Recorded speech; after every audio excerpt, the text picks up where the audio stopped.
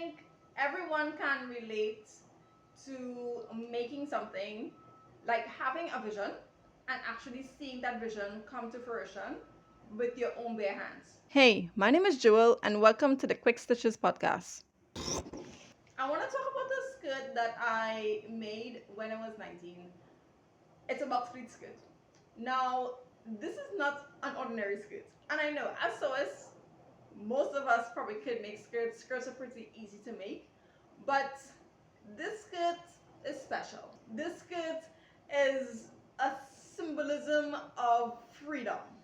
This skirt is a tangible expression of my creativity, of the power that I wielded with my bare hands. That's what this skirt is. So I'm gonna set the stage for you, right? I grew up poor, as many of us do. We grew up poor. Oldest story in the book. And like as a young person, I would see so many trends, so many fashion trends, so many clothing trends, things that you definitely want to try. But you grew up poor. You don't got no money.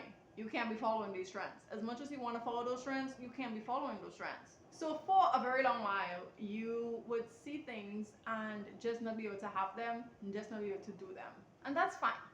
That's really, really fine. As I got older though, on social media you do realize that persons say, oh, I couldn't afford this, so I made it. Oh, I couldn't buy this, so I made it. Oh, we didn't have this, so I made it. So I remember asking my mom for either fabric, like I remember telling her, hey, I want to make this skirt, I want this skirt, something to that extent. But she had given me some fabric. It was like this black linen fabric. It wasn't as stiff as like the African print, but it was pretty doable. I think it was like a black suited material. Yeah. So guess what? I made it. It was the year of the viral box pleat skirt. I don't even understand how it became viral. I don't even know if you can remember the virality of this skirt, but it was all over. Like persons would keep talking about it, and it was made, I think, in like African print and very like a very stiff fabric. It was just beautiful. At the time, I was like, I need this skirt. I want this skirt. So now that I had secured the fabric, the next thing I need to do was make the box pleat skirt, right? I had gone to school for sewing. We had done that. We had done garment construction and fashion design in school. So easy peasy, we had learned how to make a box pleat skirt very interestingly. So I said, hey, I know how to make it. I have the fabric. Let's just do this thing. When I tell you that this skirt gave me a good amount of trouble, it did. Because you're like in your early stages of sewing, so you don't really know what everything, you don't really know how to like make things fit perfect and stuff like that. It's only years of sewing then you really understand how to get things to fit properly. But you're excited, so you don't care. So this skirt was like 2 to 3 inches in waistband thickness. I don't know why, but I was so obsessed with a thick waistband when I was 19 years old. And don't get me wrong, I think I'm still obsessed with a thick waistband to this day. But I don't think I want it at like 3 inches thick. I think more like 2.5 inches is pretty decent. But it had a thick waistband. It had a basic zipper because I had no idea how to do an invisible zipper, and I don't even think we had invisible zippers because we were trying to use what was in the house. And again, we ain't got no money to buy no zipper. And of course, it didn't have any button.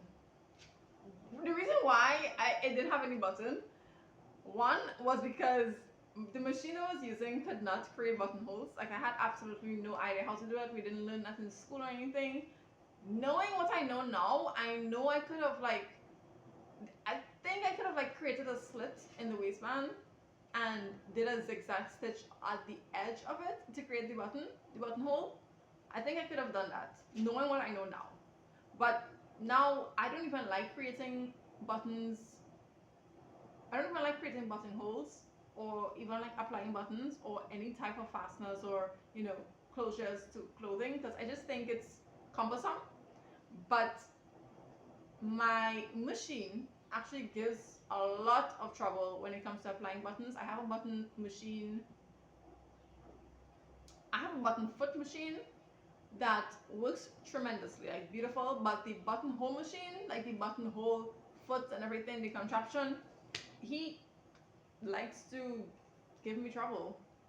So I don't usually put on buttons, but I think I would have been able to do so if I had known what I know now. I would have been able to include a button into that waistband. That's besides the point. The point is, this skirt had a basic zipper and no button in its waistband, okay? So this is me thinking, are you sure it didn't have buttons in there? I have no idea what that skirt is today, okay? But I'm thinking I probably had buttons. I think I had black and gold buttons. Let's move on. I have no idea. I can't remember. This was such a long while ago. This was probably a decade ago. As I think about it now, I think I had 3 buttons in it. I think the waistband was so thick because it was like 3 inches thick. So I think I had 3 buttons in it, and I think they were black and gold. As I think about it, my memory is like serving me right, I think I had 3 buttons and they were black and gold.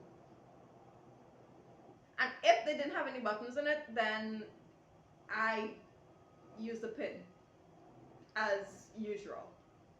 As for pockets, did I have pockets in this?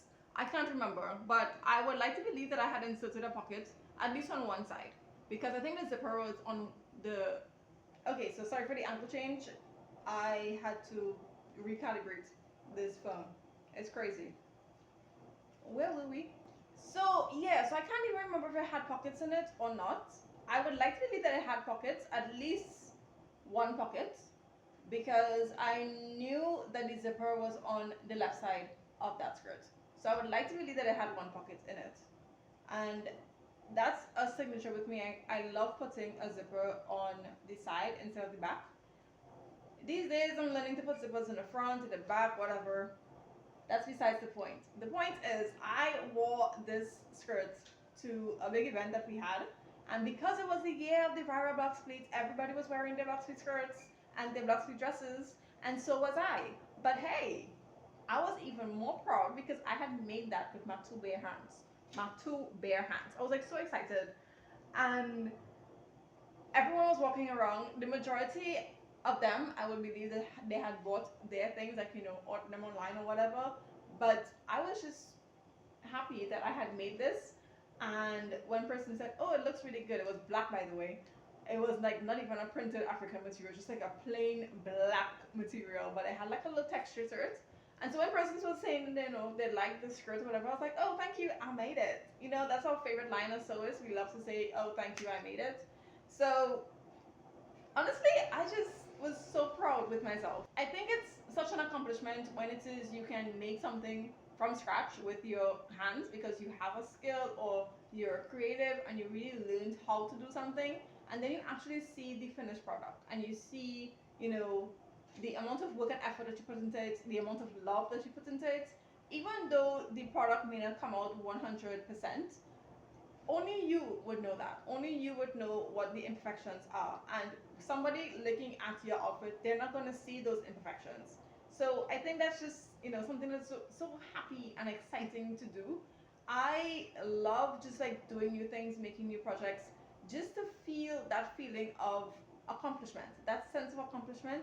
It's something that you just can't replace. I feel like it opens a whole new realm of possibilities for you, like in your mind, and I feel like it really molds you as an individual. So I had worn this buckley skirt a few times. I have absolutely no idea where it is today. I don't even think I have like a picture that I can find of it. I probably do. One of the most famous pictures I can remember in my mind is the black skirt with I think it's leopard or cheetah print blouse, and I had done my hair in braids. So when I actually had hair, and they were like 2 ponytail braids, and I was wearing boots. I remember that very clearly. So I think the key takeaway or the lesson that we can learn from this episode today is, if you are willing to do it, you can accomplish it. I think that's what I'll leave you with today.